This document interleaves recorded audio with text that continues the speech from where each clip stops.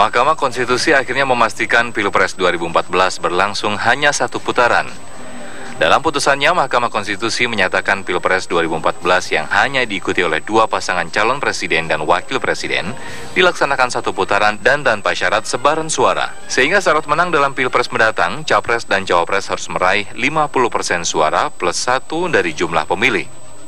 Selain itu, aturan pasal 159 ayat 1 Undang-Undang Pilpres tentang sebaran suara sebesar 20% di lebih dari setengah provinsi di Indonesia dalam penetapan pasangan Capres dan Cawapres terpilih tidak berlaku atau tidak dapat dijadikan dasar pelaksanaan Pilpres yang hanya diikuti oleh dua pasangan calon.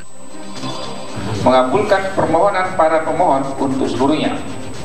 1.1 Pasal 159 ayat 1 pemilihan umum presiden dan wakil presiden tidak mempunyai kekuatan hukum mengikat sepanjang tidak dimaknai tidak berlaku untuk pasangan calon presiden dan wakil presiden yang hanya terdiri dari dua pasangan calon.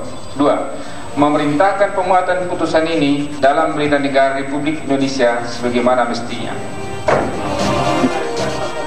MK juga menilai keputusan pelaksanaan Pilpres dengan hanya satu putaran akan menghemat anggaran negara dan menghindari konflik sosial di tengah masyarakat jika pelaksanaan Pilpres dua putaran, padahal hanya terdapat dua pasangan calon. Sementara itu, KPU selaku penyelenggara pemilu siap melaksanakan hasil putusan Mahkamah Konstitusi. Yang bisa saya sampaikan adalah bahwa kami akan menindaklanjuti hasil putusan Mahkamah Konstitusi apapun isinya.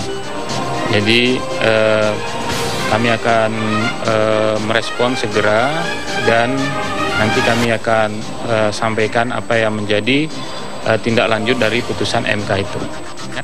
KPU akan melakukan rapat pleno untuk merevisi peraturan KPU nomor 21 tahun 2014 tentang rekapitulasi suara dan penetapan calon terpilih.